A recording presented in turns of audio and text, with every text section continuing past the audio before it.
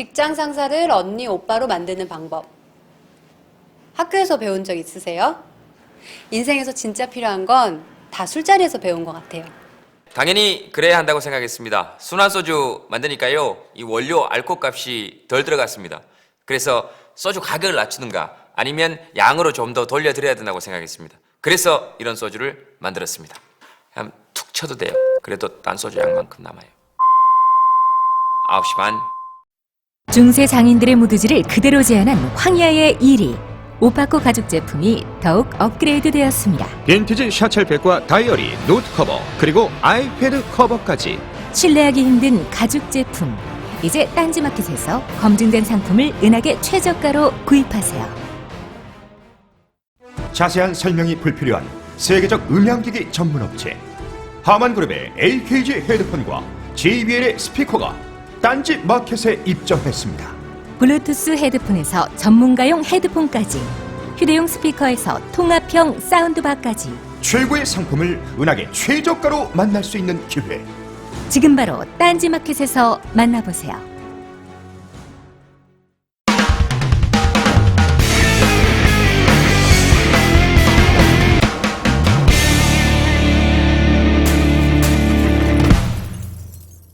안녕하세요. 김호준의 KFC 제10회 시작하겠습니다.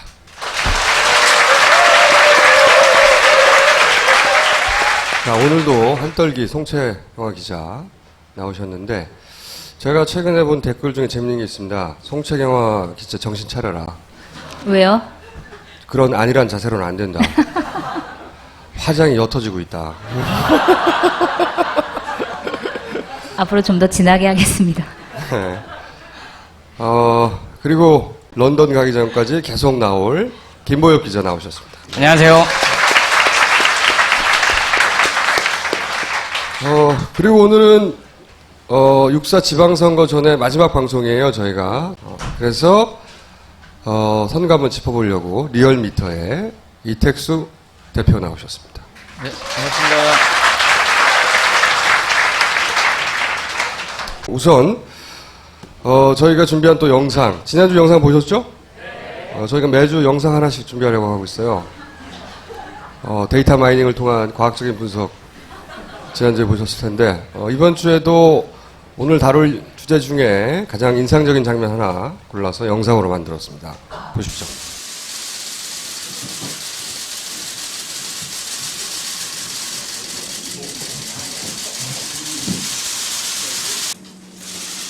제가 총리 후보자로 지명된 후 변호사 활동 수익을 놓고 고액과 정관예우 논란이 있는 것에 대해 국민들에게 송구하게 생각합니다.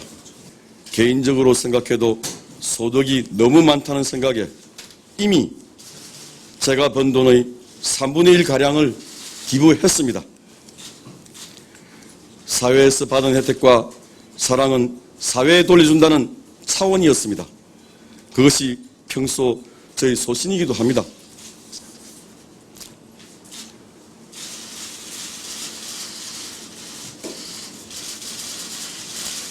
그럼에도 국민 정서에 비춰봐도 제가 변호사 활동을 한 이후 약 1년 동안 늘어난 재산 11억여 원도 너무 많다는 생각이 듭니다. 그래서 이것까지 사회에 모두 환원하기로 했습니다. 총리가 된다면 사회기강을 확립하고 부정부패를 척결하는데 앞장서겠다고 한 국민과의 약속을 실천하는데 저희 소득이 결코 장애가 되어서는 안 되기 때문입니다. 저희 이런 결심을 믿고 지켜봐 주시기를 바랍니다. 저희가 이제 저 기자회견을 보고, 어린이 웅변학원의 향기를 느꼈어요. 그런데 이제 좀 부족했죠. 그 임팩트가. 그것이 오늘 사퇴했는데, 사퇴 원인이 아니겠는가. 다만 이제 안타까운 것은 이제 11억은 어떡한가. 약속은 꼭 지키겠다고 했으니 11억은 기부하시겠죠. 큰일 났다는 생각이 들고요. 네. 그 앞에 3억도 하지 않았나요? 네, 4억 7천. 네, 4억. 4억 네. 7천 했습니다. 그거는 이제 사퇴한 날 기부. 아니죠. 그러니까 지명되기 3일 전에, 그러니까 4억 네. 7천만 원을 기부했었는데 1억 7천만 원은 그 훨씬 이전에 했고 3억을 지명되기 3일 전에. 네. 그리고 또 11억을 추가로. 네. 그러니까 4억 7천만 원에 11억을 더하면 15억 7천만 원을 이제 좀 기부를 하게 되는 거죠. 그거야 좀 개인적인 큰 아픔일 텐데. 그게 글쎄요. 또 변호사 하면서 벌면 되잖아요. 근데 저는 처음 뉴스를 보면서 이제 안대희 전 대법관을 총리 지명할 때도 그랬고 이게 다 지방선거와 직접적인 연관이 있는 건데 그렇죠. 지금 왜 누가 스스로 사퇴를 했을까? 아니면 누가 계속 갈 경우에 더 어려우니 이만 물러나라 했을까? 이런 게 궁금하더라고요. 기준은 그런 거겠죠. 이게 선거에 유리할 줄 알았는데 세월호의 어떤 여파를 잠재우는데 이게 이제 돈이 터져 나오니까 불리할 것 같구나 해서 사실 이렇게 단시간에 아직 인사청문회 가지도 않았는데 스스로 사퇴하는 이런 건 처음 봤어요, 전.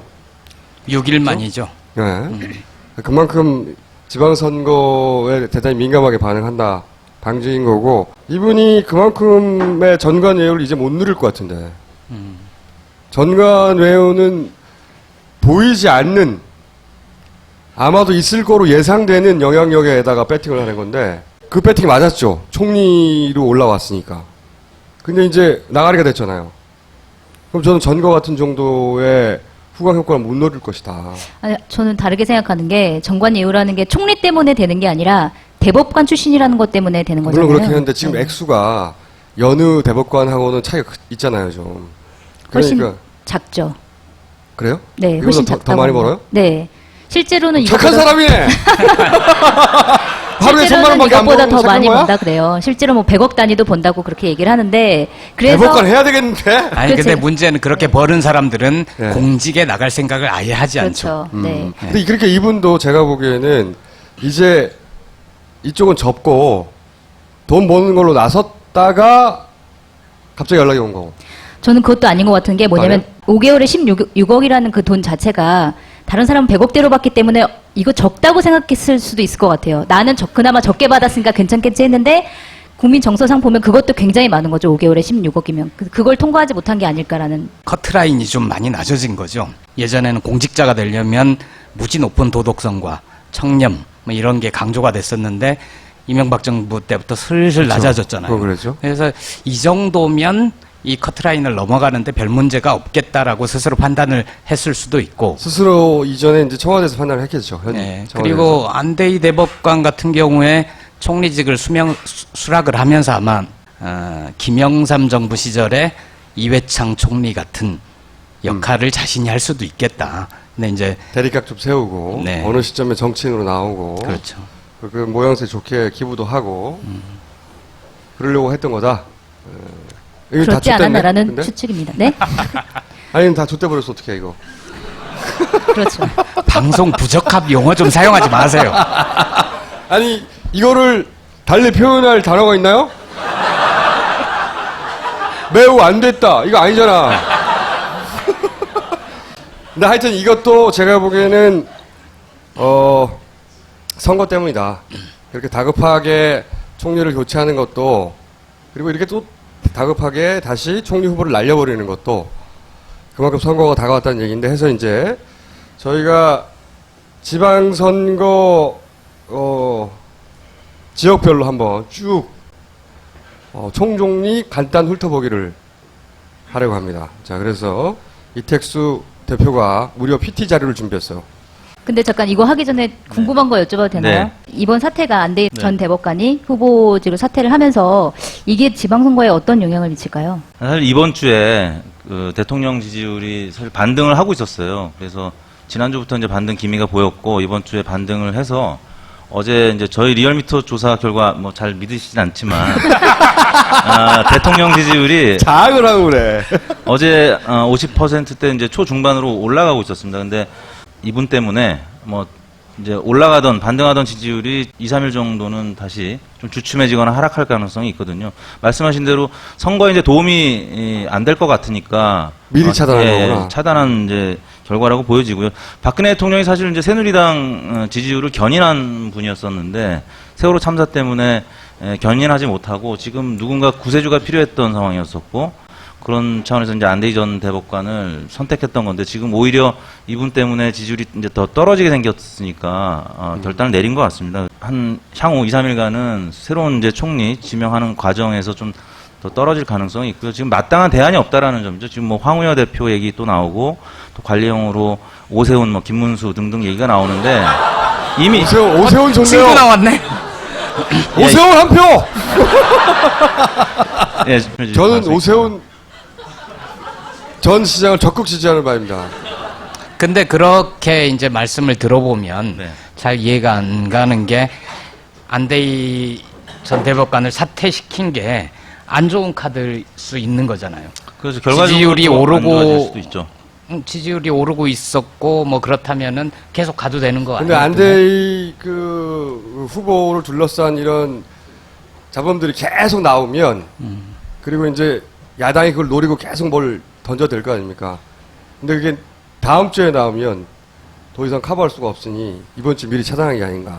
그러니까 저도 어제 궁금해가지고 네. 제가 요새 직접 취재는 하지 않으니까 취재를 하는 사람들을 취재를 좀 해봤어요. 한 20년 가까이 정치 쪽을 취재해온 몇 분하고 모여가지고 이 안대희 어디까지 갈 것 같냐 했더니 의견들이 좀 달랐어요. 선거 결과가 나쁘면 안고 가지 못할 것이다. 아니다. 선거 결과가 나쁘더라도 안대희를 버리지는 못할 거다. 그만큼 박근혜 대통령과 가까운 사이다.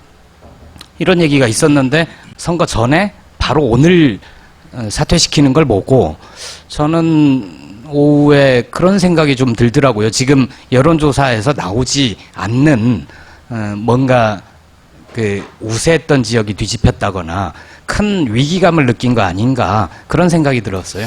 그러니까 리얼미터 정도가 아닌 훨씬 더 정교한 청와대에서 내부적으로 돌리는 무슨 여론조사에서 빨간 신호등이 왔다든가. 아니면은 사퇴를 한 다음에 보수층이 아 이거 진짜 큰일 났다. 그래서 보수층이 결집하기를 원하는 그런 의도가 좀 있었던 거 아닐까요? 아니면 또 이런 거일 수도 있어요. 지방선거가 사실은 이렇게까지 주목받은 적이 별로 없어요. 지방선거는 총선 다음이고 그리고 지방선거에서 주목받는 사람이라 해봐야 서울시장이나 뭐 이렇게 한두 명 정도였지 이 지방선거 전체의 결과가 현 정권의 조기 레임덕과 연결되지 않겠는가 뭐 이런 걱정들이 크게 작용한 결과도 아닐까. 그리고 좀 보면 이번 선거뿐만 아니라 7월 달에 재보궐선거가 열리잖아요. 네. 지금 확정된 곳만 한 10여 곳 정도 되거든요. 그 규모가 더 커질 거라고요. 다 해서 한 16군데, 17군데 정도 되면 조그만 총선 규모고 그것까지도 아마 현 정권은 염두에 두는 뭔가 포석을 좀 하지 않았나 싶어요. 여하간 매우 위기감을 느낀 선거와 관련하여 매우 위기감을 느낀 결과죠. 까다롭기로 소문난 딴지 마켓에서 가장 높은 평점과 가장 높은 재구매율을 기록한 상품 유해화학 성분이 없는 약산성 식물 성분의 백그린 투쓰리 샴푸입니다. 민감한 문제성 두피를 가지신 분이라면 딱 23일만 써보세요. 그 이유를 알 수 있습니다. 지금 딴지마켓에서 만나보세요. 아이들을 위한 빅그린 베이비 4종 세트도 있습니다. 딴지마켓 최고의 히트 상품 평산네이처 아로니아 진. 은하계 최저가에 검증된 상품 아로니아 진을 5월 가정의 달을 맞아 20% 특별 할인된 가격에 여러분을 모십니다. 서두르시라. 평산네이처 아로니아 진. 자, 그러면은 항상 욕을 먹는 리얼미터에 그러면 분석을 너무 많이 해서 빨리 해줘요. 네, 지금 이제 광역단체장만 오늘 제가 준비를 했는데요. 세종시까지 포함하면 17개 이제 시도지사가 있습니다. 근데 제가 이제 결론만 말씀드리면 새누리당 우세 지역으로 6개 지역을 꼽았고요. 그러니까 원래 영남이 5군데인데 부산이 지금 중간에 접전 지역으로 분류가 돼 있고요. 이제 대전까지를 제가 제주 대전까지를 새누리당 우세 지역으로 봤습니다. 그리고 새정치연합 우세 지역은 전남, 전북, 원래 광주까지 포함되어 있었는데, 이제 아시다시피 강원태 단일 후보가 무소속으로 지금 준비를 하고 있기 때문에, 광주는 무소속 후보로 지금 빠져 있는 상태고, 서울, 충남 정도가 새정치연합이 지금 강세를 보이고 있는, 그래서 이제 새정치연합은 4개가 지금, 박빙을 넘어서 이제 안전한 우세 지역으로 지금 분류가 되고 있습니다. 그러면은 이제 중요한 건 이 접전 지역을 누가 나눠왔냐. 그렇습니다. 그래서 세월호 참사 이전에 대략 새누리당이 8개 이상, 그러니까 9개 내지 10개를 가져갈 것이다라고 예상이 됐었는데요. 지금 뭐 전반적으로 크게 변화는 없습니다. 이제 기초나 광역에서 비례대표, 그러니까 새누리당 지지율이 새정치연합이랑 최근 들어서 많이 좁혀졌기 때문에 비례대표나 뭐 기초에서 많이 좁혀질 수는 있겠으나 광역에서는 아직까지는 큰 변화는 없습니다. 그래서 많은 전문가들이 여전히 새누리당 우세 한 9개 내지 10개를 여전히 점치고 있고요. 지표상으로는 새누리당이 초강세인 상황이다라고 말씀드릴 수 있을 것 같습니다. 자, 그럼 지역별로. 제가 이제 우측에 보면 사진이 좀 큰 사진이 앞서고 있는 분들의 사진입니다. 네. 박원순 시장의 얼굴이 좀 크게 나오는데요. 지지하는 분은 아니죠? 예, 아닙니다. 가장 우측에 이제 평균치가 있고요. 사실 이렇게 평균치를 내는 거는 이제 통계적으로 의미 있는 바는 아닌데, 미국에서도 그 538.com이라고요. 여러 여론사 결과들을 이렇게 취합해서 예측하는 그 야구 통계 전문가가 실제 오바마 대통령을 굉장히 정확하게 예측했던 사례가 있었는데, 그게 바로 이런 식으로 단순하게 여론조사 결과들을 통계에 이제 냈던. 그러면 결과가 이거에 가까울 거다. 지금 이제 아닙니다. 현재 평균 격차는 대략 14%포인트 박원순 시장이 앞서고 있는데, 실제 뭐 우측 하단에 보시듯이 문재인 당시 대선 후보가 저 우측 하단은 이제 지난 대선 때 서울 지역에서 득표율이거든요. 51대 48이었기 때문에 한 자릿수 격차로 줄어들 것은 뭐 명확해 보이고, 다만 이제 어느 정도 정몽준 후보가 격차를 줄일 것이냐의 문제입니다. 그래서 대략 뭐 제 개인적으로는 한 7, 8%포인트 격차로 박원순 시장이 현재로서는 이제 앞설 것이다라고 전망을 하고 있는데, 혹시 박원순 시장, 현 시장이 역전될 거라고 전망하는 전문가들도 있어요? 아직까지는 없습니다. 다음으로 넘어가 주세요. 예. 그다음에 이 경기도는 불과 며칠 전에 이제 매일경제하고 매트릭스라는 조사기관이 했었는데 34대 34 거의 동률로 나왔던 지역이었었는데요.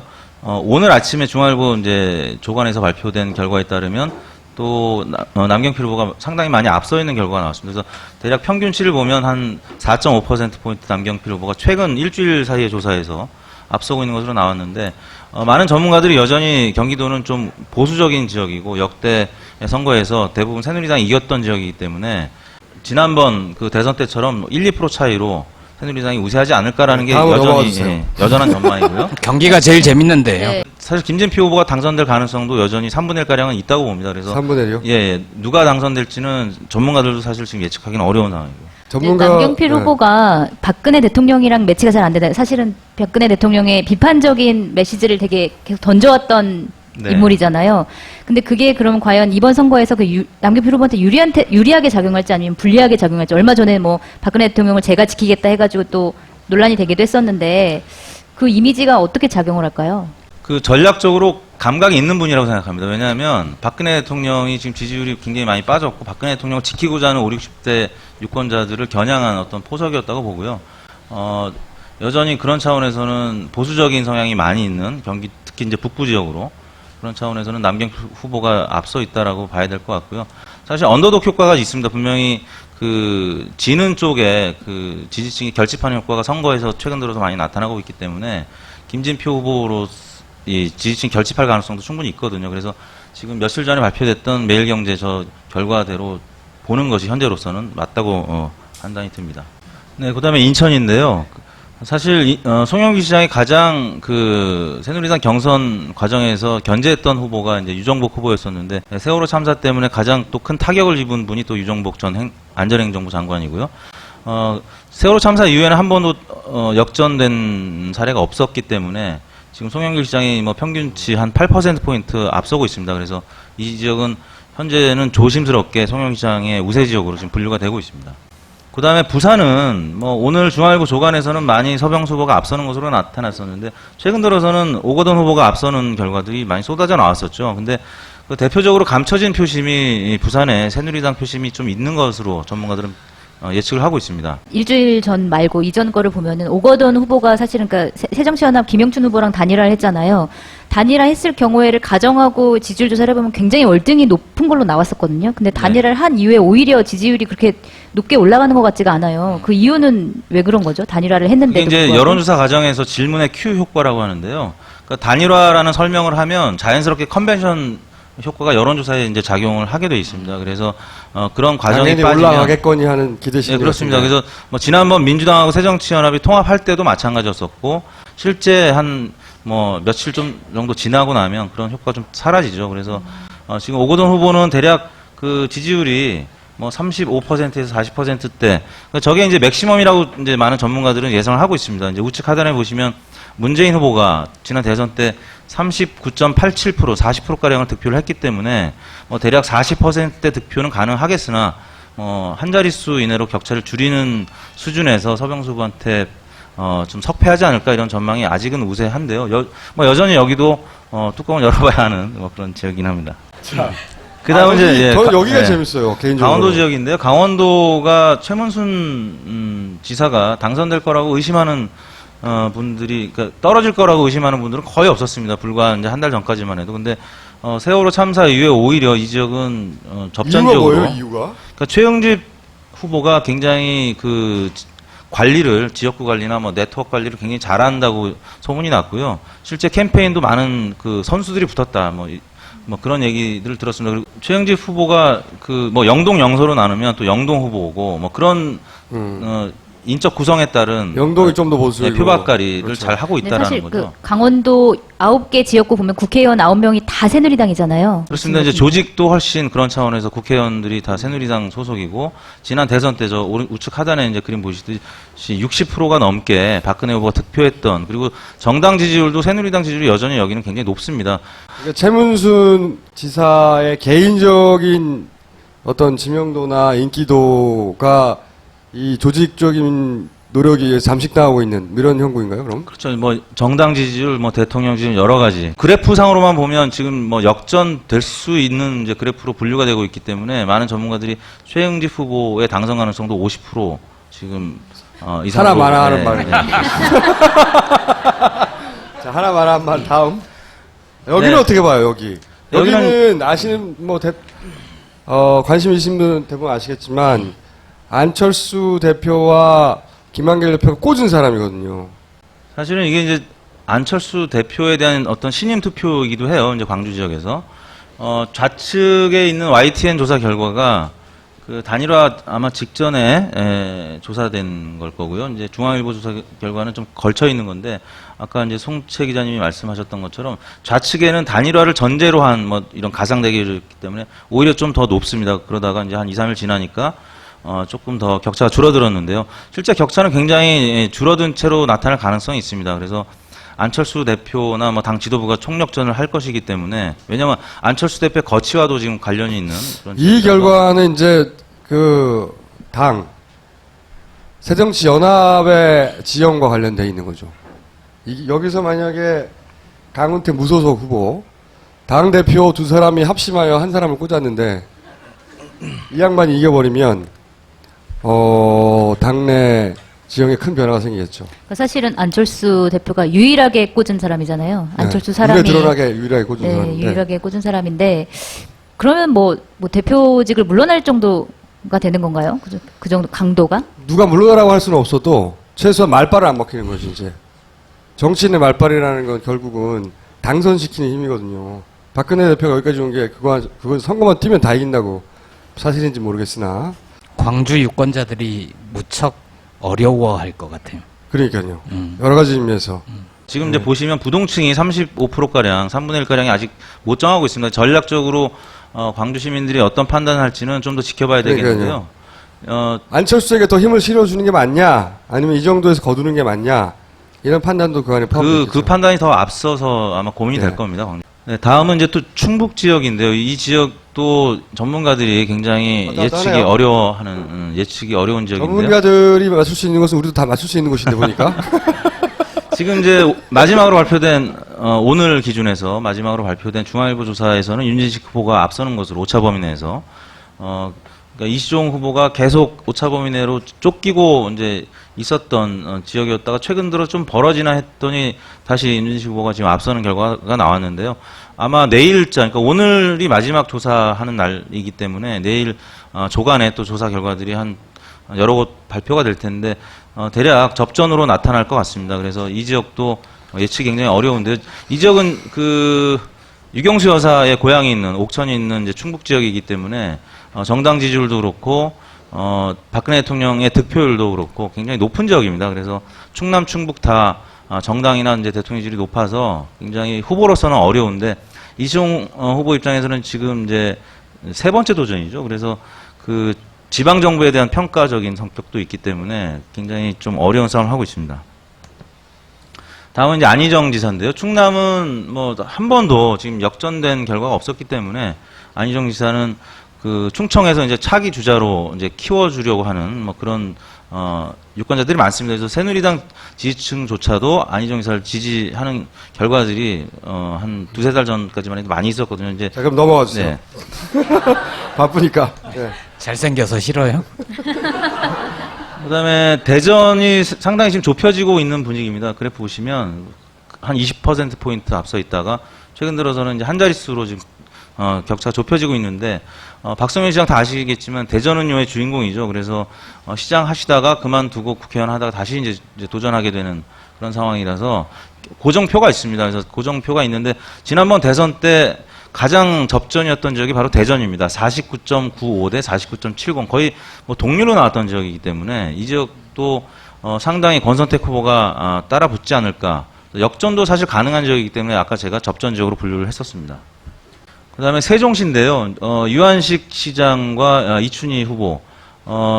사실 이제 새누리당 지지층이 좀 그 균열이 있는 지역입니다. 여기가 선진당과 이제 한나라당 두 당이 합당을 했었으나 이제 최민호 전 후보가 이제 한나라당 쪽이었었고요. 유한식 후보는 선진당 쪽이었었는데, 그 최민호 전 후보가 그쪽을 지지했던 분들하고 화학적인 융합이 이제 아직 잘 안 되고 있는 지역 중에 하나입니다. 그래서 이춘희 후보가 지금 꽤 약진을 해서 여기는 뭐 평균치도 거의 41대 41 똑같기 때문에 여기는 뭐 지난번 대선 때도 뭐 차이가 약간은 있었습니다만 그래도 크진 않은 지역이라서 여기도 예측이 가장 어려운 지역 중에 하나입니다.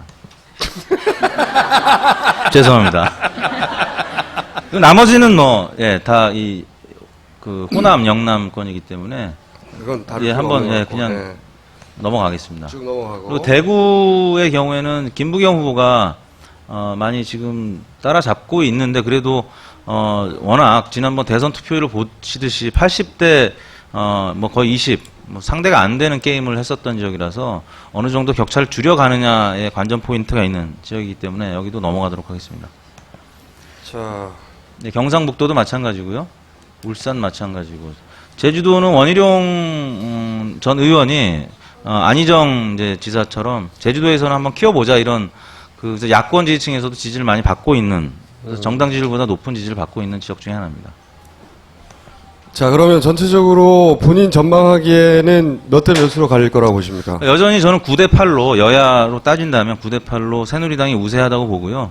그 향후에 이제 6일밖에 안 남았는데 경합 예. 지역 중에 그러면 새누리당 쪽으로 가는 것은? 한 세 지역 정도는 적어도 아니, 가져가지 숫자 말고 않을까 어디? 거고요.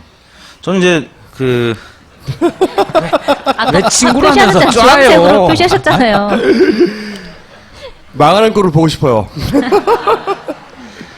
지금 한 몇 개 지역을 꼽는다면 새누리당으로 갈 수 있는 지역이 저는 강원 지역 아까 말씀드렸지만 강원, 부산, 경기 뭐 이렇게 보고 있습니다. 근데 이제 제가 말씀드린 세 지역 중에서 한 곳 정도는 새정치연합으로 넘어갈 수 있을 것 같고요. 또 충북, 세종, 인천주 세 지역 중에서도 한 곳 정도는 또 넘어올 수도 있기 때문에 저는 여전히 9대 8로 예상을 하고 있습니다. 그러니까 강원도가 이겨줘요. 강원도는 현재 상황이라면 최영주 후보가 이길 가능성이 높습니다. 현재 새누리당? 상황이라면. 예. 재문순이 아니라. 예. 자, 그러면은 이쯤 되면은 저희가 내기를 좀 해야 돼요. 저는 최문순에 한 표 합니다. 김보엽 기자 어디다 거실랍니까? 닭 걸죠, 닭. 취재를 안 해서 요새. 저는 최문순 한 표. 송채경 기자는요? 저도 최문순이 될 것 같아요. 그럼 우리는 당 나누는 걸로 하고. 저는 전망을 하지 않습니다. 그럼 내기가 성립이 안 되잖아요. 비겁한 남자. 자, 그러면 최문순이 친구가 내고, 저는 최문순에 한 표 걸었는데, 만약에 안 되면, 이택수 대표가 나와서 닭을 사는 걸로. 이택수 대표가 이기는 걸로. 이기는 사람이 내는 거예요. 좋습니다. 예. 최문순 대표가 이겨도 이택수 대표가 내고. 아까 출연료가 아까 얼마나 그랬죠? 닭값은 돼요. 자, 추세만 봤어요, 추세. 사실은 뭐, 현재 그래프를 보고 확실히 이긴다, 진다 하는 지역을 빼고 나서 경합지역은 예상하기 어렵네요, 굉장히. 워낙 세월호 참사 때문에 그러니까 야권표는 어느 정도 이제 빨리 회복이 되고 있는데 여권표가 들쭉날쭉했습니다. 여론조사 자체가 이제 최근 들어서 여러 가지 한계를 나타내고 있지만 실제 여론조사 기관별로도 조사 결과가 많이 차이가 나고 있기 때문에 그런 조사 방법에 또 많이 차이가 있죠. 나머지 일주일 동안의 관전 포인트는 보수 지지층이 얼마나 결집하느냐 여기 달린 거예요? 그렇습니다. 이제 침묵의 나선이라고 하죠. 그래서 침묵하는 보수표가 지금 분명히 더 많다라고 전망을 하고 있는 겁니다. 많은 분들이 뭐 여전히 이 야권 표심이 잘 안 잡히고 뭐 숨겨져 있을 거다라고 전망을 하는데, 근데 전문가들은 뭐 지난 대선 때 또 기억도 있기 때문에 실제 또 들쭉날쭉하는 표심이 또 새누리당 표고, 그래서 새누리당 표가 뭐 정몽준 후보도 그렇고 서병수 후보도 그렇고 많이 좀 감춰져 있을 가능성이 있다라는 거죠. 교육감 선거 얘기는 안 하나요? 교육감 선거. 사실 교육감도 되게 중요하지 않나요? 교육감 선거는 사실 여론조사에서 사실 응답률이 뭐 30% 이하면 폐기해야 된다는 게 사실 잘못 알려진 건데, 그 돈노라고 합니다. 부동층, 무당파, 이게 30% 이상이면 지금 교육감 선거 물어보잖아요. 잘 모르겠다. 부동층이 50%가 넘어요. 특히 경기 같은 경우 이재정 후보하고 뭐 조전혁 후보하고 뭐 한 자릿수에서 오차 범위 내 접전을 벌이고 있는데 부동층이 50%가 넘기 때문에 이건 전혀 의미 있는 그 결과들이 아니다라는 거죠. 그래서 더군다나 이번 교육감은 아시겠지만 그 투표 용지가 1, 2, 3, 4 기호가 있는 게 아니라 그 투표소마다 투표 용지가 달라요. 그래서 완전 로테이션 투표를 하기 때문에 정말 지명도가 높은 후보가 될 수밖에 없어요. 이름이 알려진 사람이 될 수밖에 없어요. 그렇기 때문에 이제 그 서울에서는 사람이 진보적인지 보수적인지 잘 몰라요, 있고. 사람들이. 앞으로 교육감원 후보는 아마도 이런 시스템이라면 그 사람의 뭐 교육 철학이나 이거보다는 훨씬 더 중요한 게 그 연예인들 쪽에서 나올 가능성도 있어요. 진짜로. 근데 교육이랑 연예인이랑 좀 안 어울리잖아요. 안 어울릴 것 같은데, 그러니까 거의 연예인화된 전문 직종들, 고승덕 후보처럼 그런 사람들이 일로 영입될 가능성이 굉장히 높다. 정당 공천하는 게 맞을 것 같아요, 저는. 저도 그렇게 생각합니다. 네. 저희가 다음 주에는요, 이 지방선거 결과를 놓고, 치킨을 놓고, 그때 다시 받기로 하겠고, 이번에 지방선거에서 이게 보통 한 7장 되죠? 네. 지역별로 한 6장, 7장. 7장. 네. 이 정도 되죠? 7장 잘 찍으세요. 꼭 투표하시고 잘 찍으십시오. 광고 시간이 있어요. 보혜. 이 보혜 소주는 개념 소주라는 게 이번에 컨셉이에요. 개념 소주. 그래서 김제동 모델로 해가지고 이렇게 진보적인 인사를 모델로 했기 때문에 곧 시장에서 사라질 수 있다. 이것을 강조하여 사람들에게 불안감을 야기시켜서 없어지기 전에 빨리 가서 먹도록 하는 그런 전략인 것 같은데. 네. 거기서 꼭 해달라고 요청한 멘트가 있는데요. 9시 반 소주에서는 최초 주립대학, 술 주자죠. 주립대학 9시 반 주립대학을 설립해서 반응이 좋다고 하는데요. 제1대 총장으로, 네. 반응이 실제 좋은지는 모르겠지만 좋다고 하고요. 1대 총장으로 김제동, 주임 교수로 진중권 교수님을 모시고 있다고 합니다. 김제동 정도를 총장으로 해서 이 소주가 사라지겠는가. 이 소주가 사라지려면 저를 총장으로 해야 됩니다. 여하간 지금 보혜 소주 저희한테 광고가 들어온 역사상 가장 큰 광고, 그리고 오늘로 끝나는 광고입니다. 이거 잘하면 할 수도 있다 그랬어요. 잘하면 계속 할 수도 있다고 그랬어요. 아 그래요? 네, 빨리 더 많이 해주세요. 맛있을 수도 있어요. 어쨌든 만약에 광고를 연장하면 총장을 저로 해달라고. 이거 어디서 사는 거예요 이거? 아, 구입처는 자막으로 나간다고 합니다. 구입처는요? 네. 아니 소주가 아무데나 있어야지 무슨 구입처가 따로 있어. 씨. 여기 전남 장성까지 가야 되는 거 아니에요? 제조는 전남 장성에서 하거든요. 네. 자, 이 광고 했어요. 이제 광고 했고, 자 그다음. 네, 두 번째 광고는 오늘 KFC, 김호준의 KFC 10회 특집이잖아요. 그래서 10회 특집 이벤트를 10회밖에 안 했는데 무슨 특집을 하고 그래요. 100회도 아니고. 이벤트를 준비했는데요. 그 인디밴드 3호선 버터플라이라고 아시죠? 저희 초반에 MC송으로 나갔던 3호선 버터플라이가 6월 8일 일요일 오후 7시에 홍대 V홀에서 단독 공연을 하는데요. 거기 초대권을 드리는데 초대권을 받고 싶으신 분들은 KFC에 대한 응원 메시지를 시사@kfc@gmail.com으로 보내주시면 저희가 표를 1인당 2장씩 드리고요. 초대권은 제가 직접 현장에 가가지고 제가 나눠드리겠습니다. 그러니까 직접 표를 사가지고 오시면은 멤버들과 사진을 찍을 수 있는 기회를 사진을 찍을 수 있는 기회를 드리겠습니다.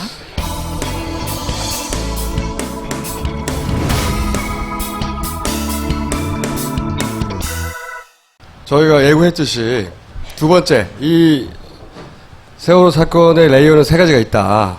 첫 번째는 초반에 해경과 선사 그렇게 해서 만들어진 사고 침몰의 재구성을 통해서 주장했던 것은 실패한 보험 사기의 가능성을 타진해 봐야 된다는 것이었고 두 번째 구조 과정에서 사람들이 가진 그 첫 번째 의문점 그리고 아직도 다 풀리지 않은 의문점은 골든 타임을 왜 놓쳤나 구조는 과연 그렇게밖에 할 수 없었나 왜 지연되었는가 이거예요. 이 질문에 대해서는 아직도 사실은 누구도 명확히 답을 못 해주고 있어요. 오늘 그 답을 좀 해보려고 시도하려고 할 텐데 왜 구조가 늦었지 질문을 하다가 그 우리 언론들이 찾아낸 것이 언딘이에요. 언딘이라는 민간이라고 말했던 게 언딘이라는 기업이네? 그러면서 이제 언딘과 해경의 유착관계에 대한 많은 보도가 나왔죠. 그렇죠? 그러면서 일부에서는 언딘을 도덕적인 판단의 대상, 나쁜 기업, 나쁜 사람들 이렇게 해석을 하기도 했는데 저는 좀 접근이 다릅니다. 해경 혹은 정부는 공공기관이죠. 공기관. 여기는 사기업이에요. 그러니까 도덕이나 윤리로 접근해서는 저는 이해가 불가능한 일들이 있을 것이다. 기업의 논리 또는 이윤의 관점에서 접근하면 풀리는 대목이 있다 이거예요. 다 풀리는 건 아니지만 예를 들어서 구조가 지연되면 될수록 또는 그래서 장비가 투입되는 게 늘면 늘수록 또는 작업 일수가 길어지면 길어질수록 이 기업의 이윤이 늘어나는 건 맞아요. 그러니까 빨리 구조하고픈 마음이 그 언딘 기업 측에 있었다 하더라도 이 사실은 변하지가 않아요. 그러니까 마음의 영역을 따지지 말고 이 비즈니스 영역 한번 따져보자 이거죠. 접근해서. 오늘도 위험하겠군요. 그 이윤과 상관이 있는 부분이 있다 이거죠. 예? 언딘 쪽에서는 계속 자신들은 군안업체일 뿐이다. 구조하러 간 게 아니다. 그렇죠. 이 얘기를 최근에 계속 강조하고 있죠. 그렇죠. 자, 그러면 그 언딘의 이야기부터 들어보자면 언딘의 논법은 이 세 가지입니다. 인양하러 갔다가 구조까지 했는데 잘못은 해경이 해놓고 그래서 우리도 희생양이다. 이 논리 구조하에서 끊임없이 인터뷰도 하고 있고 요즘 계속 뭐 해경은 이제 해체되는 거니까 사실은 잘못은 해경이 했다고 해버리면 참 간편하기도 해요. 어쨌든 인양 갔다가 구조까지 했다 이거예요 자기들은. 그래놓고 욕을 다 먹고 있어서 희생양이다 이런 건데 지금부터 이제 과연 그런지 한번 따져보려고 해요. 자, 그래서 언딘 홈페이지에 들어가잖아요. 세월호 사고 관련 공지도 있어요 이제. 언딘도 어쩌면 희생양이 아닌가 생각해 보신 적 있습니까? 사실 언딘에 뭐 70여 분의 직원이 있다고 하니까 그분들도 그게 생업이에요? 그죠? 한번 들어보자고요.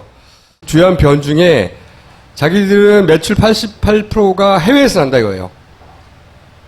그리고 쭉 그동안에 해왔던 일들을 얘기하면서 2012년에는 중국에서 캐노스 아테네를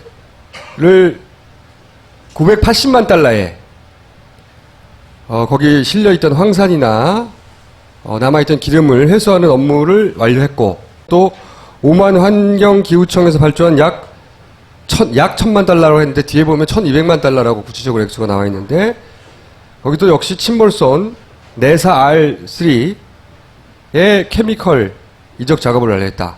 뭐 이런 자랑들을 쭉. 자, 그러면서 이런 얘기도 합니다.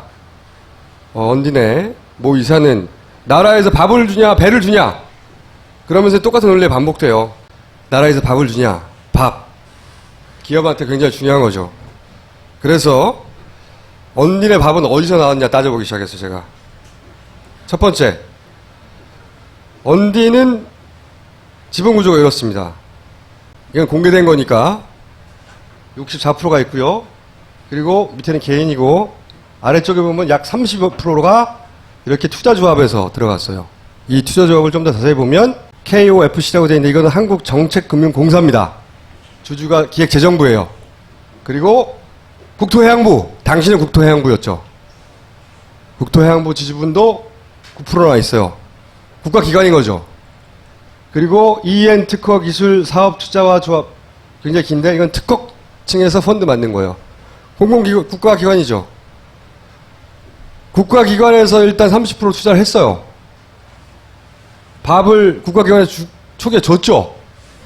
그리고 정부 보조금, 재무제표를 공개한 것은 이거 여기까지밖에 없기 때문에 올해는 어떻게 되는지 모르겠어요. 3억 넘는 돈이 정부 보조금이 들어갔습니다. 사업도 보면은 가장 많은 이윤을 남긴 공개된 재무제표까지의 사업을 보면 국내 사업으로 진도제주간 사석보호공사라는 걸 했어요.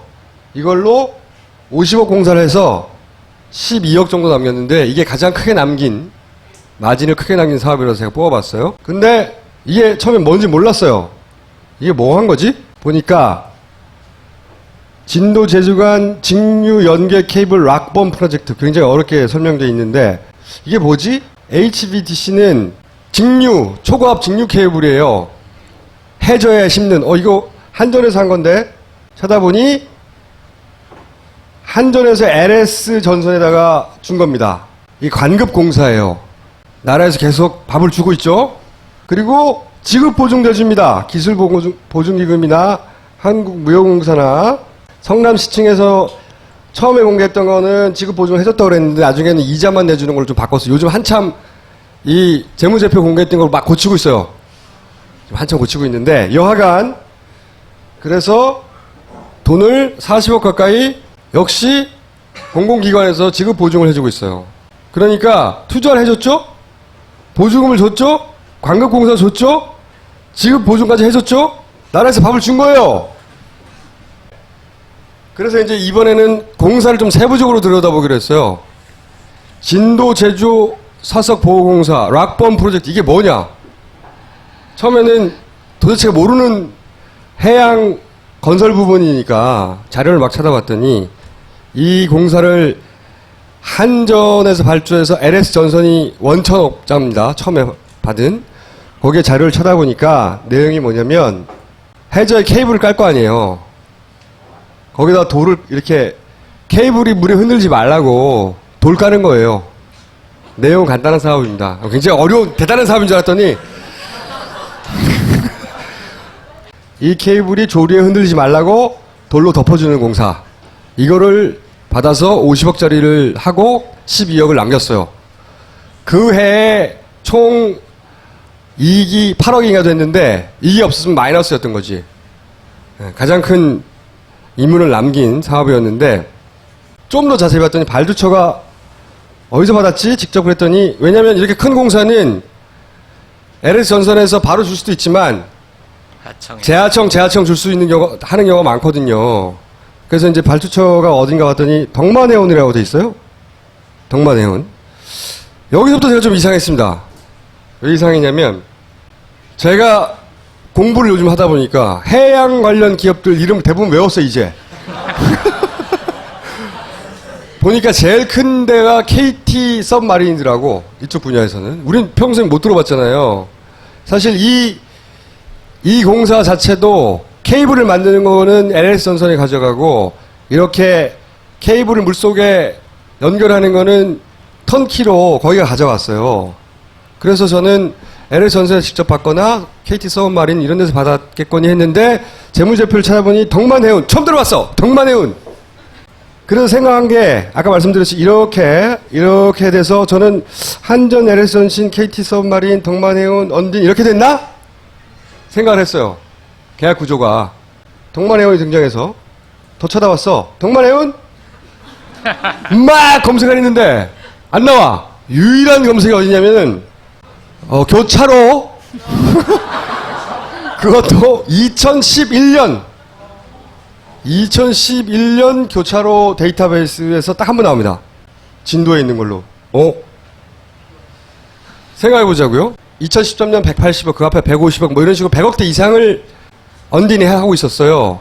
그러면 덕만해운은 원래 다단계로 내려가면 더 큰 데서 자원들이 계속 주거든요. 덕만해운은 최소한 내가 못 들어보긴 했지만 언딘보다 크겠거니 했는데 홈페이지도 없고 연락처도 없고 무슨 냄새가 난다 이거. 응? 덕만해운의 법인 등기부 등본을 떼보자. 응? 떼봤더니 주소가 여기 나왔어요. 언딘에다 하청을 줄 정도의 기업이 있을 건물 여기에 있었대요. 이 사무실에. 지금은 없고요. 지금은 없어요. 건물이 너무 허름한데? 더욱 이상한데? 응? 또 찾아와서 더 등기부등본을 떼봤더니 이 언딘 이 사업을 시작한 게 2010년입니다. 2010년에 새로 생긴 회사야. 2010년에 새로 생겼는데 부산에 생겼어요? 근데 이사를 갔어요. 진도에 8월 달에. 왜 이사를 갔지? 아, 그때 케이블이 완성됐나? 찾아봤더니 케이블이 그때 완성됐어.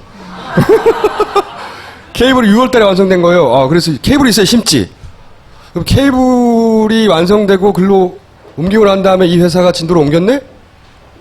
그래서 처음에 생각하기로는 그러면 그 건설업 중에 보면 다단계 하청을 주면서, 왜냐면 돈을 자기들은 일을 안 하고 만약에 100원에 받았으면 자기가 10 먹고 일 안 하고 90이 넘깁니다. 또 자기가 일 안 하고 80이 넘기고 막 이렇게 떨어져 나가. 그죠? 그러면 언딘 바로 위에 있으니까 언딘보다는 많이 벌었어야 될 거 아니에요. 그런데 그런 기업으로 너무 규모도 작고 당해년도에 생겼어. 그렇게 생긴 지 얼마 되지 않는 회사가 큰 걸 먹은 거야. 졸라 이상한 거지. 덕만해운이 2013 작년에 부산으로 주소지를 또 옮겨요. 근데 작년부터 이 회사에 흔적이 없어요. 어디랑 장사를 했는지, 뭘 만들어 팔았는지, 영업의 흔적이 전혀 없어. 졸라 이상한데? 그래서 저는 또 이렇게 생각해서 한전, LS전선, 오션 INC, 이게 어떻게 등장한 거냐면, 그 다음에 생각해낸 구조는, 오션 INC는, 제가 이런 일이 생기면 관련 다큐멘터리를 다 찾아봅니다. 예를 들어서, 인양과 관련된 다큐멘터리를 많이 봤어요, 제가. 그리고, 해저 케이블과 관련된 다큐멘터리 뭐 있어? 찾아봤더니, EBS에서, 해저 케이블 극한 직업. 산업 잠수사의 세계. 그런 다큐가 있어요. 그걸 보다 보니까 오션 CNI가 등장해. INC가 얘네가 장사를 했구나. 전화했어. 전화해서 물어봤어요. 덕만해운을 아느냐? 덕만해운을 안다. 덕만해운을 아는 데가 등장한 거예요.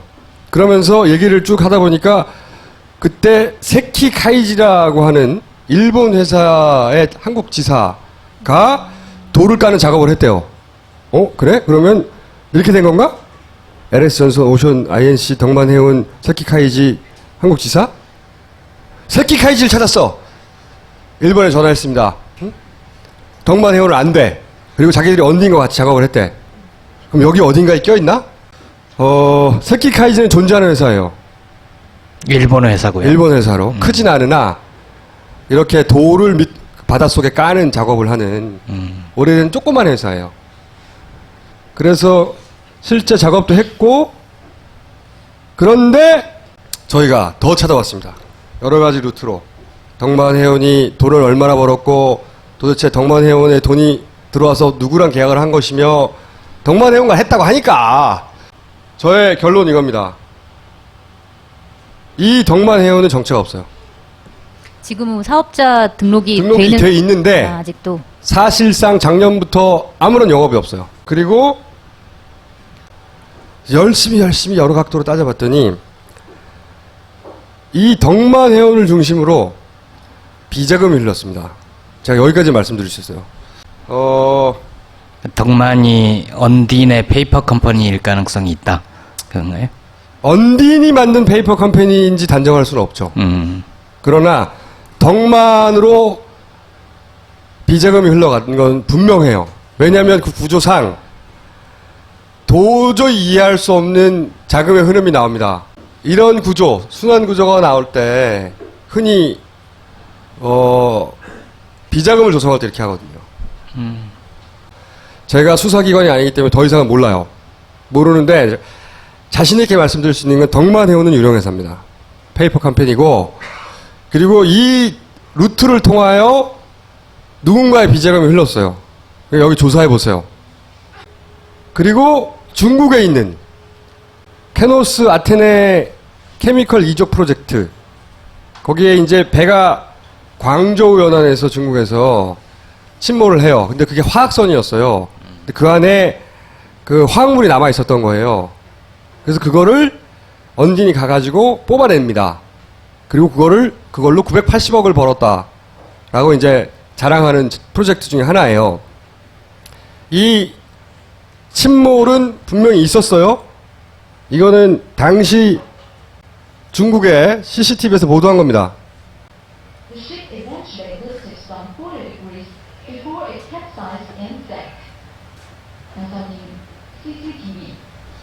실제 이렇게 침몰했어요. 가라앉았어. 여기 가서 이걸 했다고, 이거를 인양하고 그 기름을 회수했다는 걸 듣고 제가 첫 번째 가졌던 궁금증은 뭐냐면, 왜냐면 제가 이제 세계 군안업계를 좀 이해하게 됐거든요. 이 중국은 굉장히 특이한 곳이에요. 중국은 중국 연안에 빠진 모든 배는 중국이 다 건집니다. 그 이유가 뭐냐면 중국은 이 국영기업화를 했어요. 부처화를 해버렸어요. 아예 하나의 부처로. 그래서 차이나 레스큐 살비지라고 하는 곳이 사실상 인양을 독과점합니다. 그리고 거기는 직원이 수천 명이에요. 이때까지 거기서 인양한 배가 수천 척이에요. 장비도 어마어마하고 국가기관이니까. 국영기업인 거죠? 네. 그러니까, 장비도 어마어마하고 사람 숫자 엄청나게 많아요. 그리고 중국 연안에 예를 들어서 뭐 미국 배가 빠졌다. 그래도 얘네가 해요. 왜냐하면 배를 건지는 데 들어가는 비용 발생할 수 있죠. 만약에 자국민이 위험에 처했으면, 여기는 해안경비대도 같이 해요. 그러니까 해안경비대와 군안을 같이 하는 조직인 거죠. 그런데 미국 배가 빠졌다. 그럼 그 침몰한 인양 비용이 발생할 거 아닙니까? 그 경우 미국 그 선주가 가입한 보험회사가 있을 거 아니에요. 그게 무슨 다른 나라일 거 아니에요. 안 받아줘. 그럴 때 보증장이라는 걸 그런 보험회사에서 발급을 해줘야 돼요. 자, 이 회사는 우리 보험을 들었는데 나중에 돈을 줄 테니까 비용 걱정하지 말고 이거 받고 건져. 이런 증서거든요. 근데 그거를 중국 금융기관만 인정을 해줘. 그러니까 자기들이 다 하는 거지. 그것도 중국 것만 금융기관을 인정해 주니까 모든 인양작업을 중국이 다 먹었어요. 그리고 광저우에도 당연히 지부가 있습니다. 거기 알아보니까 직원이 650명이에요. 그리고 배가 몇 척인가 봤더니 배만 50대가 넘어요. 작업배가. 근데 왜 안 건지고 지들이 왜 여기 줬지? 우리나라에? 그래서 자료를 막 찾아보니까 중국 해난사고 사상 최초입니다. 해외에 인양업체가 들어와서 인양을 한 것은. 최초예요. 이상한 일이잖아요. 뭐 기술력이 안 될 수 있잖아요. 굉장히 위험한 화학 물질을. 아니 중국은 국가기관이라니까요. 모든 장비가 다 있고, 그리고 이 군함업계에서 유명한 프로젝트도 많이 했더라고요, 보니까. 2차 대전 때 침몰한 군함에서 뭘 어떻게 하고 막. 그러니까 기술력의 문제는 아니에요. 이번에 세월호 사고 나와서 중국 업체 간다. 그런 데가 여기에요. 만나러 간 데가. 차이나 열스캔 서비스, 거기를 만나러 간 거였거든요. 해경이 같이 가서 논란이 됐었던. 예. 그러니까 기술력의 문제는 아니고, 그 이전에 언딘이 세계에 자랑할 만한 무슨 오일 남은 거를 회수한 프로젝트가 있는 것도 아니에요. 너무 이상하잖아. 그래서 발주처를 받습니다. 여기가 중국의 차이나 에스키엔 서비스 홈페이지고, 여기는 광저우의 광저우 지부입니다. 해운조합이야. 우리나라 해운조합이 언제 준 거예요? 사실은 이게 이상한 구조는 아닙니다. 배가 가라앉으셨을 때 만약에 보험을 지급하고 나면 그 배의 소유권은 보험사에 있어요. 보험사가 그 군할업체를 선정할 수 있어요. 근데 하필이면 언디를 했어요. 그리고 말씀드렸듯이 어떻게 그러면 중국 금융기관 것만 인정해 주는데 됐지? 그랬더니 해운조합 보증장이 처음으로 인정이 됐어요. 중국에서. 예외적으로. 왜 그런지는 나도 몰라요.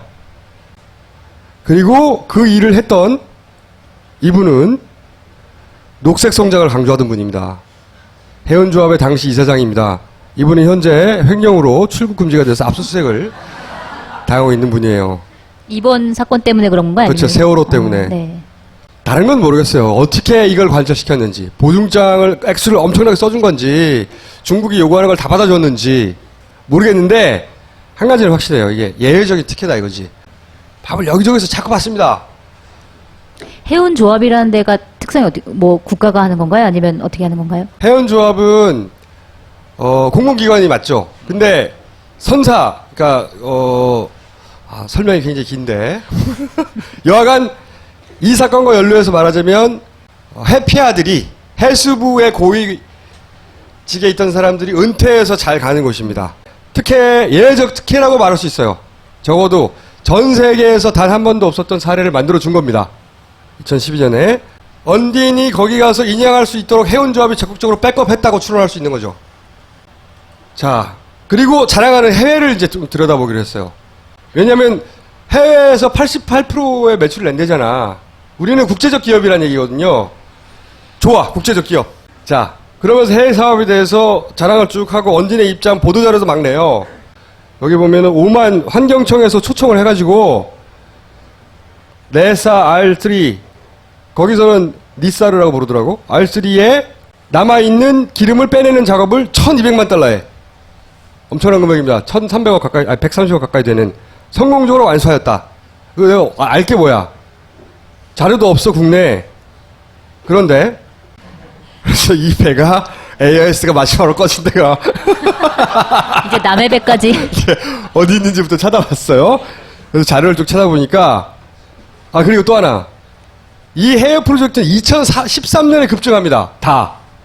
대부분의 해외 프로젝트가 다 작년에 거의 다 몰려 있어요. 여기 보면은 뭐 무산담 여기도 오만이에요. 가스 플랜트를 했다고 여기도 오만이에요. 네사 여기서 오일을 건졌다고 하고 아부다비 UAE죠. 아부다비에서 조선소 쉽 리프팅 개선 성능 개선 프로젝트 굉장히 어려운 이름인데 이런 걸 했다고 그러고 여기서도 이런 걸 했다고 하고 몇 개 더 있어요. 근데 어쨌든 2012년 말부터 2013년 사이에 이런 걸 대부분 다 해요. 했다고 주장합니다. 그런데 찾아보니까 돈을 못 받았어요. 아직 보면 돈을 100억 이상 못 받았어요. 아직 120억인가 30억인가 2013년에 매출이 150억인데 그중에 한 130억이 돈이 안 들어왔어요. 아직 해외 공사를 하긴 했대는데 이상하네.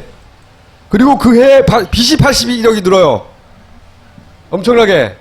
자, 그런 거를 기본으로 깔고 네사 R3라는 침몰선에서 조사를 하고 남아있는 오일을 리커버했다. 이런 거죠. 그리고 오만 환경청에서 발주했고 2013년 9월부터 올해 2월까지 했다. 그래서 찾아봤다니까 여기야. 그래서 AIS 자료를 뒤져보니까 요 사실 알았어요. 이게 탱커야. 유조선이야. 아, 여기서 제가 힌트를 얻었습니다. 이게 오만에서 가라앉았고 이게 유조선이에요. 그러면 태안 때 생각을 해보시면 우리가 태안에서 막 오염 제거 작업을 하고 그 돈을 어디서 받냐면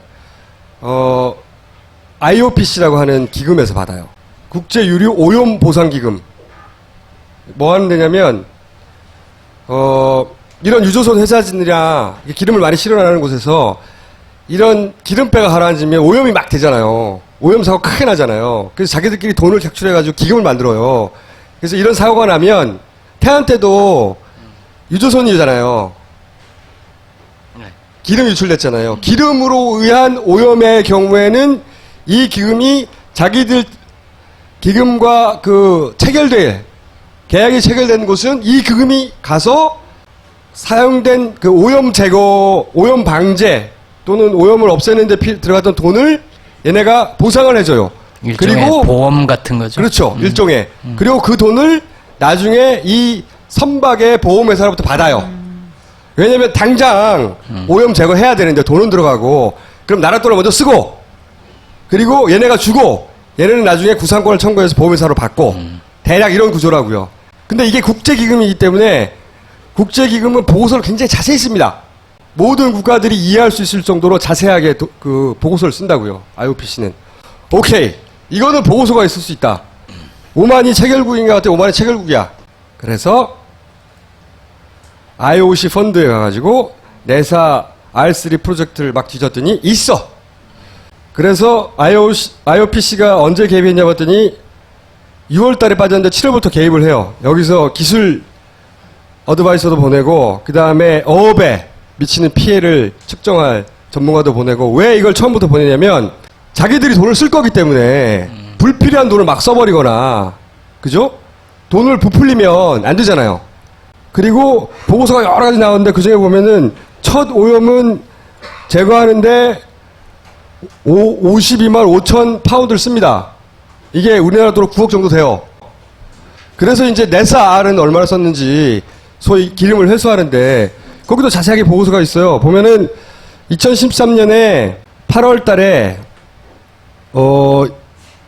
내셔널 테크놀로지 커미티라는 곳에서 입찰을 합니다.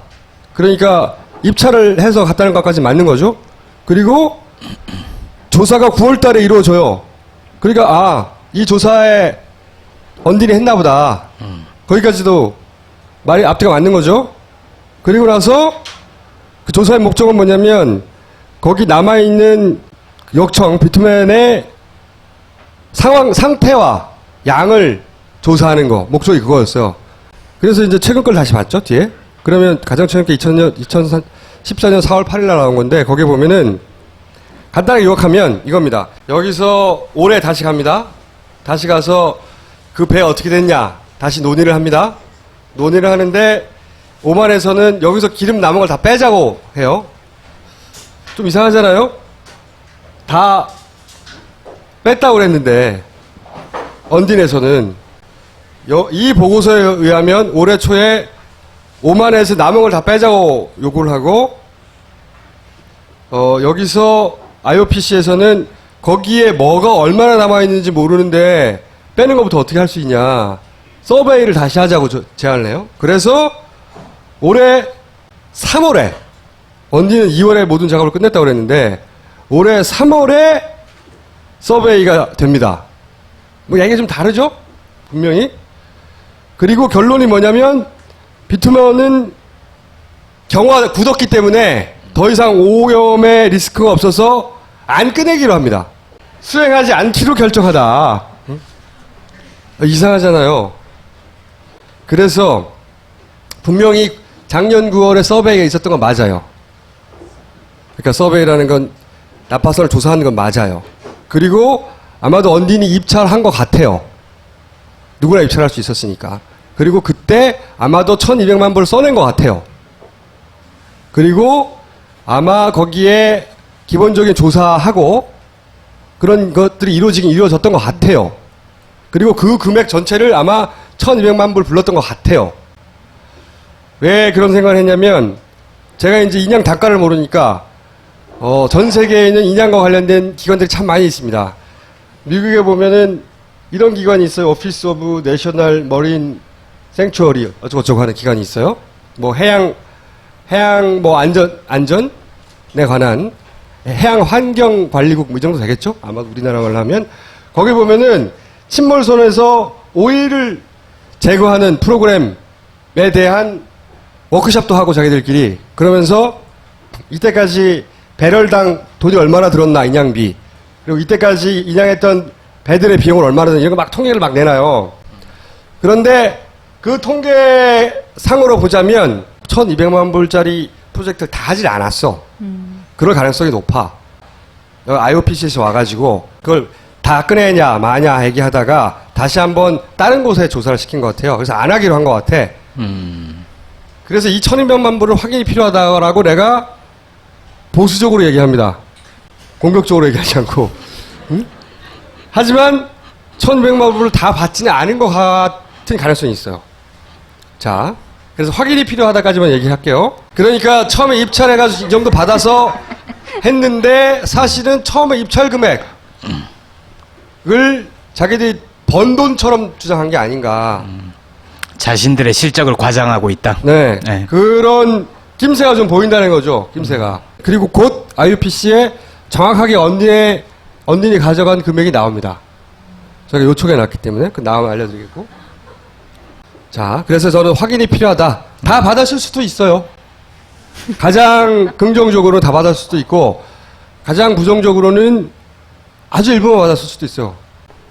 그리고 그 다음에 이제 UAE 아부다비 조선소 십 리프팅 UAE에서 십 리프팅 시스템 성능 개성 프로젝트 씨발 이걸 했대요. 이 기간에 역시 같은 기간에 걸치죠. 2012년 말에 들어가가지고 2013년에 집중되어 있어요. 해외 프로젝트가. 그러면서 이렇게 얘기합니다. 아부다비에 지한 조선소 아부다비 십빌딩에서 싱크로 리프트 이건 또 뭐야. 성능 향상을 위한 개선 방안을 제안을 요청받아서 가장 효율적인 개선 방안을 제시함으로써 지난 12월부터 싱크로 개선 수요를 수행하고 있습니다. 싱크로 리프트가 뭔지는 모르겠는데 싱크로 리프트를 만드는 회사가 아니라는 걸 알겠어요. 언딘이. 아부다비 십빌딩은 여기에요. 싱크로 리프트는 알고 보니 여기 설치된 겁니다. 뭘 하는 거냐? 자, 배가 이렇게 들어오죠? 배가 들어오고 그러면 이 배가 밑에서 리프트가 올라와. 배를 수리할 때 육지를 끌어올려야 되잖아요. 그러니까 승강기야, 승강기. 배 승강기. 다 끌어올려가지고 얘가 기차처럼 쫙 앞으로 이동해. 이렇게. 얘가 싱크로 리프트야. 아, 알았어. 끝. 자, 싱크로 리프트 이거구나. 어디서 만들었지? 아부다비에 있는 거 알아봤더니 롤스로이스에서 만들었습니다. 롤스로이스 마린이라는 회사가 있어요. 여기는 엔진을 잘 만드는 곳이니까. 그래서 연락을 했지. 연락을 해서 니네가 이거 만들어 놓은 거 맞냐? 맞다. 아부다비 니네가 설치했어? 맞다. 설치한 거 보여줘봐. 이런 거 이렇게 설치했다. 알았어. 메일 보냈어. 자, 여기서 뭔가 준소를 한다는데 성능 개선 프로젝트? 그거 니네가 알고 있어? 물어봤어요. 그랬더니 답은 뭐냐면 이미 그 정도 필요한 깊이만큼 준설이라는 게 땅을 파는 거예요. 준설이 돼 있기 때문에 할 필요 없는데 답이 왔어요. 그래서 하고 있다니까 거기서. 그랬더니 그러면 확장 공사인가? 그랬더니 77m짜리를 87m까지 확장할 수는 있지. 두 개를 더 박으면. 그런데 그랬다면 우리가 모를 리가 없는데 우리가 만든 거니까. 그렇지. 여기까지 갔어요. 이상하잖아. 어차피 언딘에 물어보거나 아부다비에 직접 물어보면 답이 안 나와요. 거래를 한 것이니까. 아부다비도 전화하긴 했어요. 사장한테. 코리안 저널리스트 딱.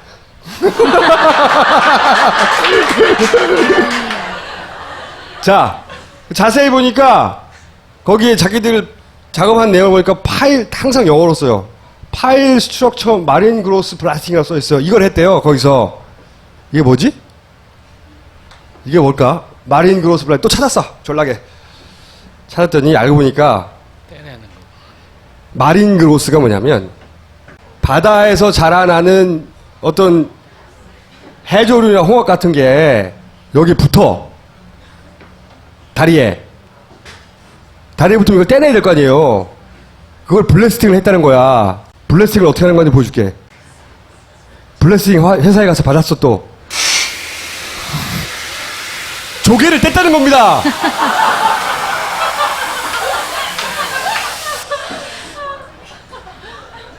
이게 작업의 실체예요. 그러니까 싱크로 리프트 성능을 개선해달라고 요청을 한 게 아니고 여기에 조개가 좀 붙어 있는데 떼달라 이거 하나 하고 이걸 했다면 이 작업을 했다고 하니까 마린 그로스 블라스팅을 두 번째는 영어로 막 써놓은 거 보면 드래징 오퍼레이션 바이 로보틱 드래징 이런 게 자기들이 했다라는 작업의 스코프예요. 그럼 뭔지 찾아봤더니 뭔가 팔 때 사람 물속으로 파야 되니까 뭘 팔 때 기계를 넣어서 팠다는 거예요. 이런 기계를 넣어서. 그럼 그런 작업을 했나? 이게 언딘이 내놓은 자기들이 작업을 했다는 내용입니다. 여기에 뭔가를 여기 언딘 작업부예요. 이게 포크레인이 있습니다. 여기에 준소를 했을지는 모르겠어요. 땅을 팠을지는. 근데 여기는 여기 밑에 싱크로 리프트가 설치되어 있는가? 그러면 왜냐하면 싱크로 리프트라는 거 아까 말씀드렸지만 물속에 있던 배를 끌어올리는 거잖아요. 여기는 위치가 어디냐면 여기에요. 여기 있어야 되거든. 구동이는 구동인데 무슨 구동인지 잘 모르겠어요. 그래서 다시 롤스로이스에 물어봤어요. 여기 구동이에 싱크로 리프트가 있냐? 답이 곧 올 겁니다. 자, 그럼 여기까지만 보고도 좀 이상해요. 이 비교적 간단한 작업을 굳이 UAE에서 한국에 있는 언딘을 불러서 할 이유가 있을까요? 언딘만 가진 기술이 아니잖아. 난 너무 이상했다는 거지. 더군다나 이 작업을 해서 10억을 벌고 돈을 4,700인가 남겼는데 원가를 계산해보면 돈을 마이너스예요, 돈이. 돈을 못 벌어, 꼬로 박았어요. 거꾸로. 이 사업은. 그러니까 외국에 가서 사업을 할 필요가 있었던 거예요, 계속해서. 뭔가 실적 부풀리기가 필요했다는 건가요, 그러면? 아직 결론은 이릅니다. 섣불리 결론을 내지 마시고. 그래서 싱크로 리프트 프로젝트 자체는 과장이에요. 뭔가를 안 했다는 게 아니야. 쭉 따져보니까 이 조선소가 거슬러 올라가서 우리나라와 연관을 최초로 맺게 되는 데가 언제냐면 이명박 각하께서 UAE 원전 때 갔을 때 그때 데리고 갔던 조선소 관계자도 STX 같은데 거기가 여기 가서 MOU를 맺습니다. 그게 최초의 연결고리예요. 아, 그러면 STX 같은 데서 여기랑 연결해달라고 소개를 받았나? 해외 프로젝트가 필요해서? 여기까지 생각했어요. 이 프로젝트 자체는 과정이에요. 이렇게 설명하는 것은. 그리고 이상한 것은 돈을 손해보면서까지 했어요. 자, 이게 다가 아니야. 또 들여다볼 게 뭐가 있냐면, 우리가 이제 언딘과 관련해서 말하는 법안이 최초로 말하는 게 순환구호법이에요.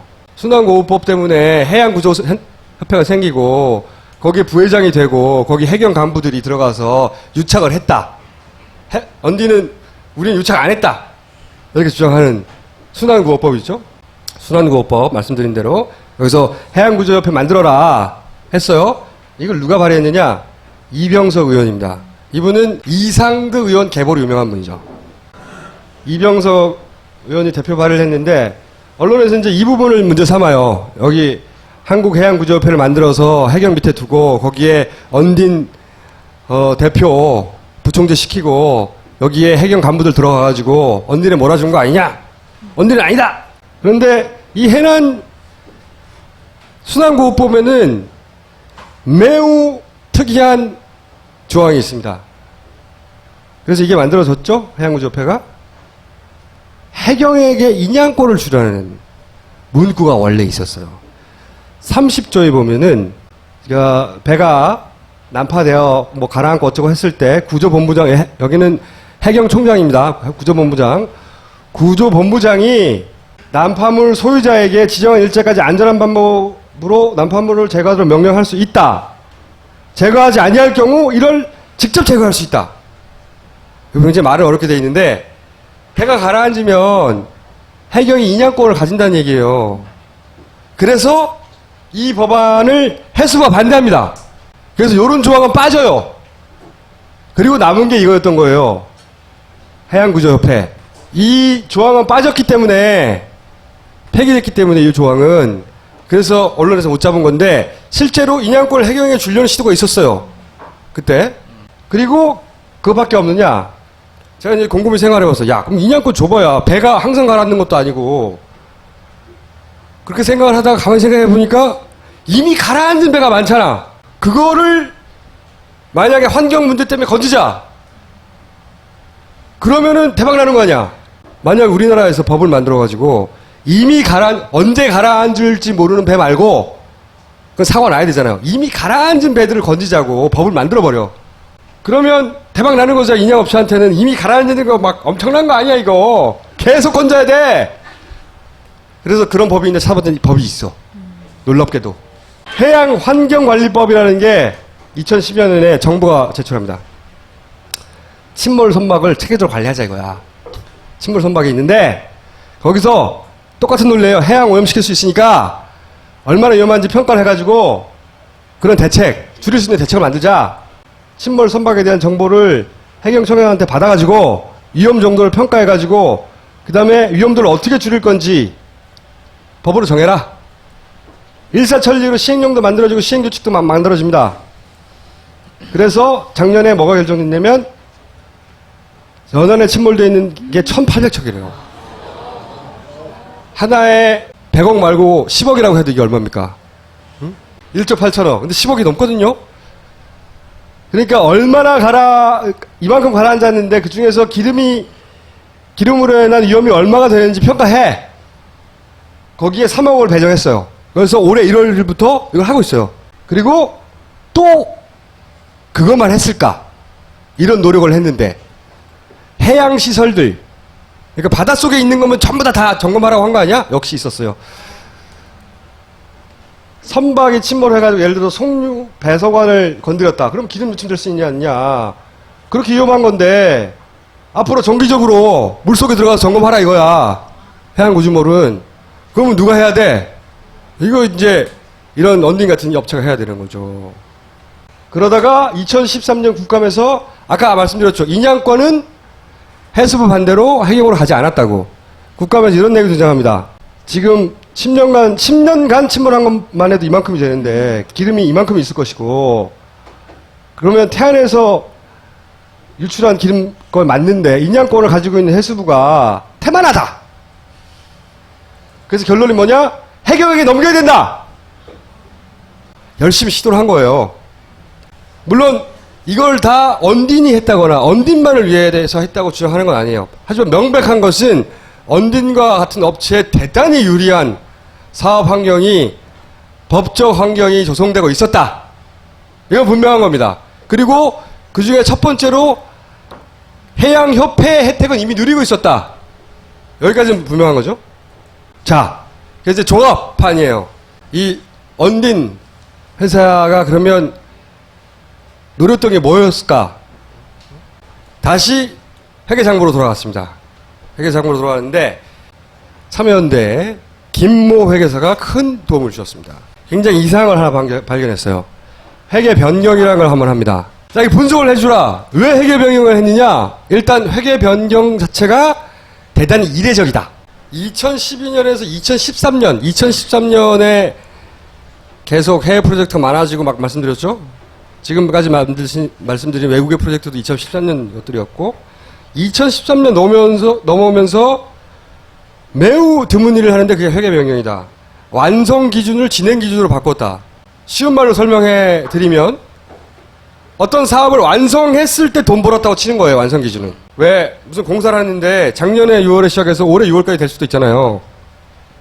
그러면 나는 이 회사는 돈을 언제 벌었다고 치자면 완성 기준은 이 올해 6월에 끝났을 때 100억짜리면 100억을 벌었다고 하는 거예요. 작년에 벌었다고 안 하고. 간단하죠?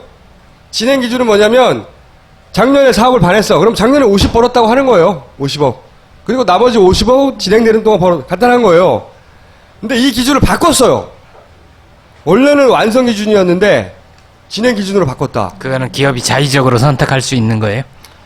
안 한답니다. 왜냐면 이게 대단히 헷갈리는 일이고 자기들도 계산하기 힘들어지고 감사받을 때도 헷갈리고 그래서 이런 일은 거의 일어나지 않고 만약에 하면 그 차액이라는 걸 기록하게 돼 있대요.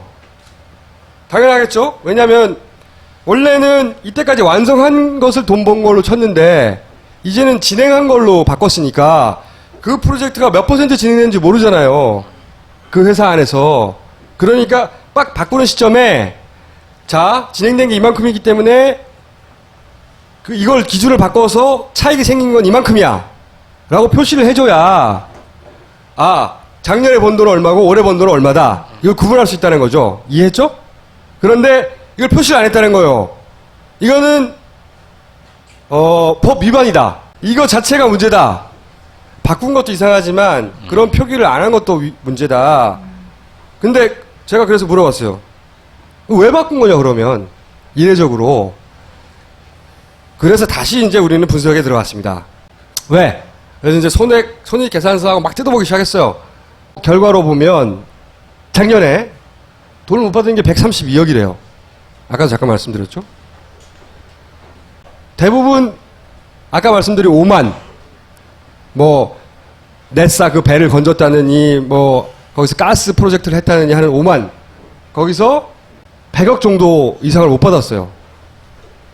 그러니까 전체 미수는 130억인데 그중에 100억이 5만이에요. 그러니까 150억을 벌었다고 했는데 그중에 132억을 못 받았어요. 돈을. 해외 공사를 은행에서 돈을 받아가지고 자기 돈으로 공사를 해준 거예요. 그리고 그 돈들은 보증을 서줬고 국가기관에서 엄청나게 일어나기 힘든 매우 신기한 일이랍니다. 왜 이런 일이 가능했을지 자기는 잘 모르겠다고. 왜 이런 일이 일어났을까? 그래서 이제 이 회계사 20년 가까이 회계사를 한 분의 감각으로 왜 이런 일이 일어났는지 추론을 해봐라.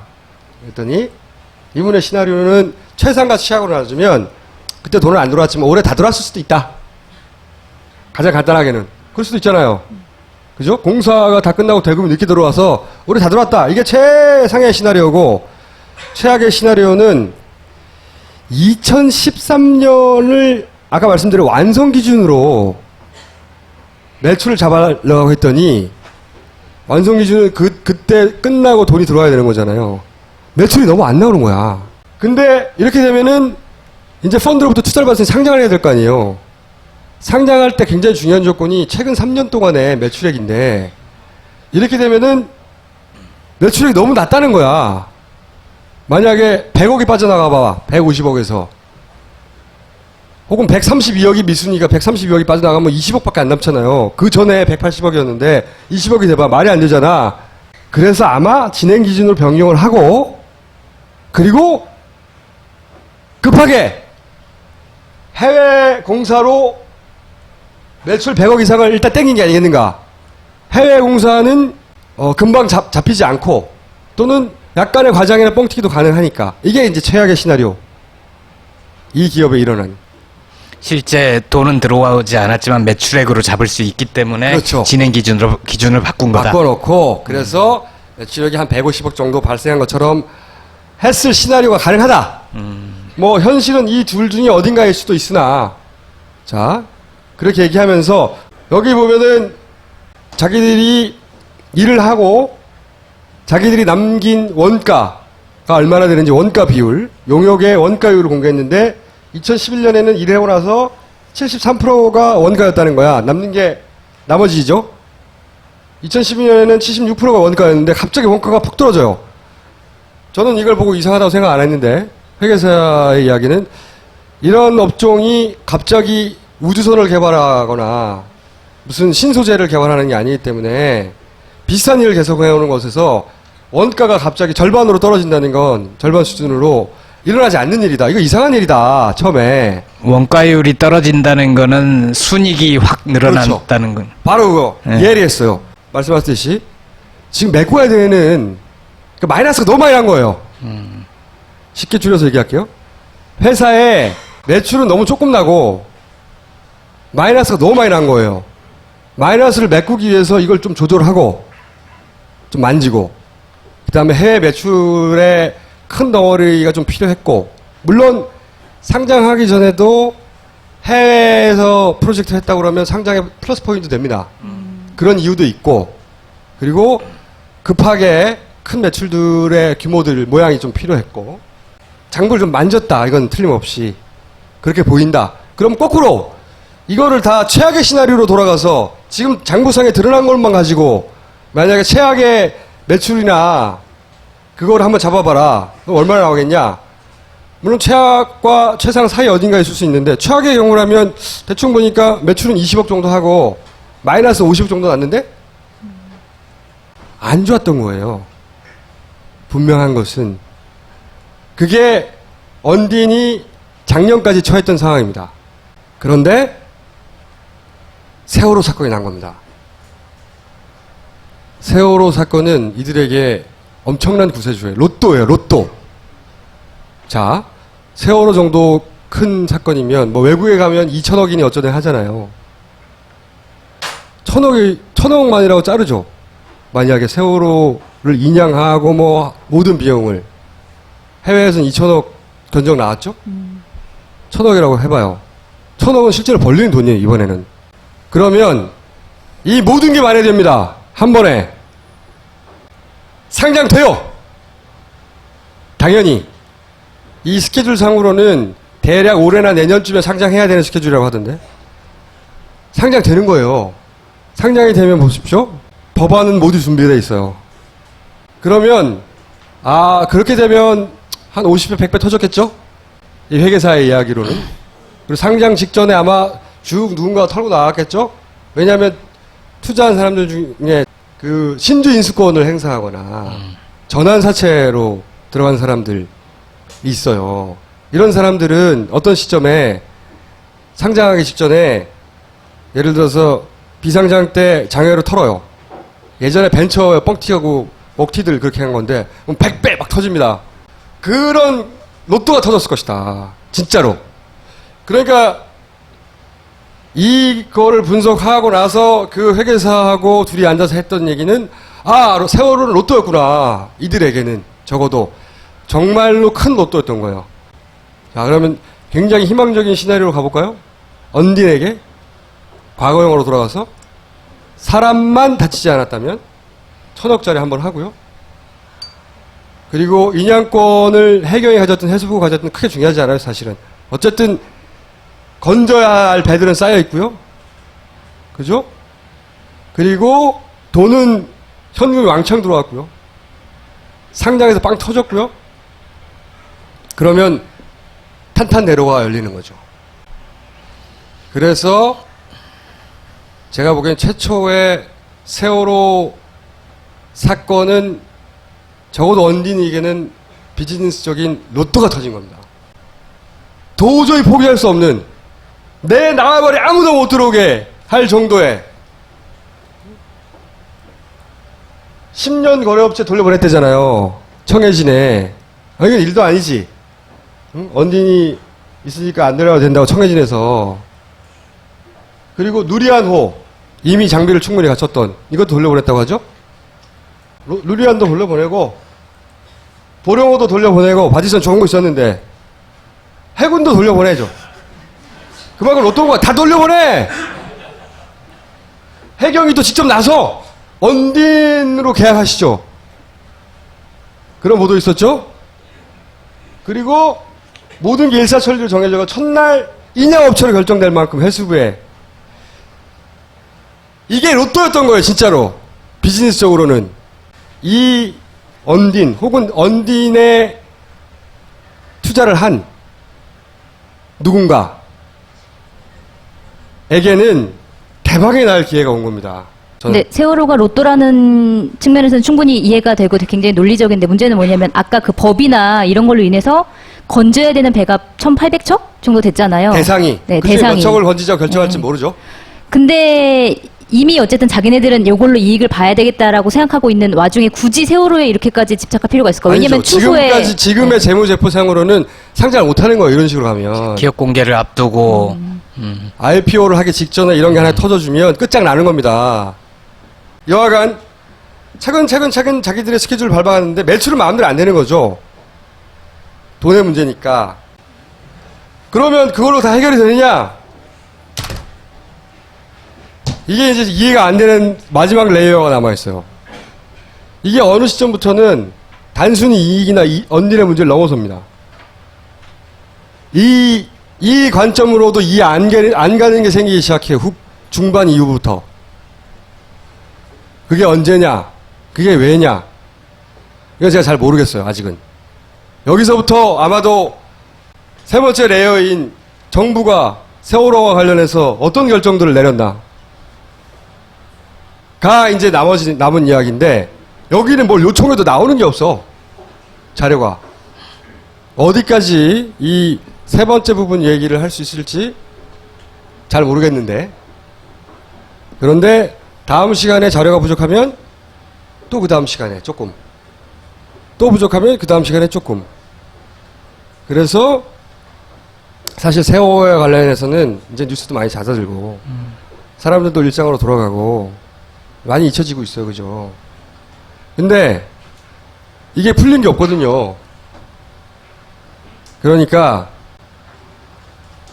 이 의문이 남아있을 때까진 계속해서 질문을 하고 묻고 그게 다 풀릴 때까지, 다 풀릴지는 모르겠으나 앞으로도 계속 의문하기를 멈추지 않겠고, 오늘 이 2부는 그래서 일단 이만큼을 KFC의 이름으로 유가족에게 드립니다. 네, 여기까지 하겠습니다. 네?